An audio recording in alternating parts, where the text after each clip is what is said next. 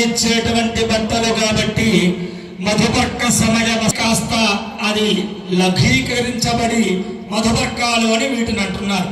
అటువంటి తలంబరాల బట్టలు మధుపర్కాలు అని పిలువబడే ఆనాడు అత్తమామలుగా ఉన్నటువంటి వారు ఇచ్చినటువంటి వాటిని స్వామివారికి ఇచ్చినట్లుగా అదుగో శ్రీదేవి భూదేవి అమ్మవార్లకి ఆ వెంకటేశ్వరునికి చక్కగా మధుపర్క వస్త్రాల ధారణ చక్కగా జరుగుతూ ఉన్నది.